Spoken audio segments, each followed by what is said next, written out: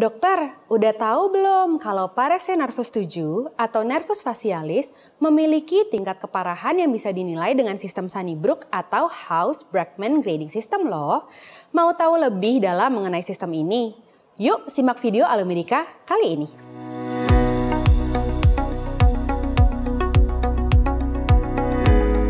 Halo dokter, saya Dr. Renata dari Alomedica. Kali ini saya akan membahas mengenai sistem penilaian derajat keparahan dari paralisis nervus facialis. Nah, sebelum melakukan penilaian ini, ada beberapa tahapan yang perlu dokter lakukan. Ngomong-ngomong, saya mau ingetin dulu buat sejawat sekalian yang lagi nonton nih, buat subscribe ya ke channel YouTube-nya Alomedica.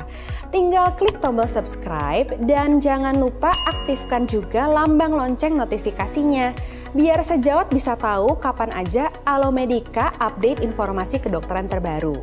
Oke, yang pertama, cari etiologi penyebab paralisis nervus facialisnya dulu.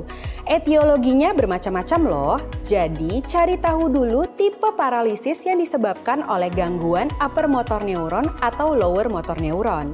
Ini bisa dilihat salah satunya dari otot-otot yang mengalami paralisis. Pada Bell's palsy yang merupakan lesi lower motor neuron, paralisis terjadi pada sisi ipsilateral wajah, termasuk dahi atau kita kenal sebagai forehead sparing. Sebaliknya, pada lesi upper motor neuron seperti stroke atau tumor otak, dahi tidak terkena.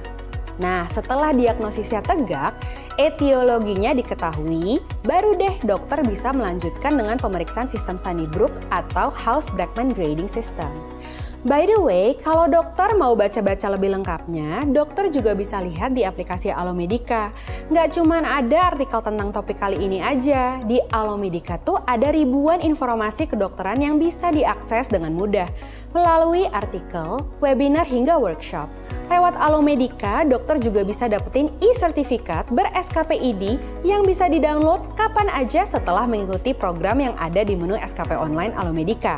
Selain itu, ada juga forum untuk dokter bisa sharing-sharing berbagai kasus menarik dengan sejawat dokter dan spesialis se-Indonesia. So, langsung aja download aplikasi Alomedica sekarang di Google Play dan App Store. Nah, sistem Sunnybrook ini terdiri dari 6 grade yang digunakan untuk menilai keparahan dan juga kemajuan terapi. Kita bahas satu persatu ya dokter. Grade 1 atau normal, fungsi otot wajah semua normal, adanya asimetri saat tersenyum. Grade 2 atau disfungsi ringan, ditandai dengan adanya kelemahan ringan pada pemeriksaan wajah.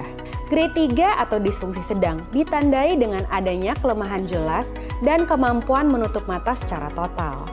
Grade 4 atau disfungsi sedang berat, ditandai dengan kelemahan yang jelas, tidak dapat mengangkat alis, tidak dapat menutup mata secara lengkap, sinkinesis yang berat. Grade 5 atau disfungsi berat ditandai dengan gerakan muka hampir tidak terlihat, tidak dapat menutup mata, sedikit gerakan mulut, dan tidak ada sinkinesis. Grade 6 atau paralisis total, tidak ditemukan adanya pergerakan atau atonik.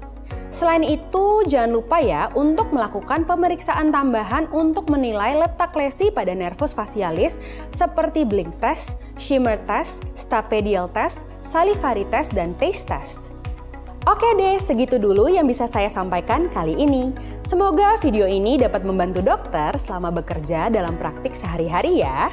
Jangan lupa untuk like, share, komen, dan subscribe channel Alomedica.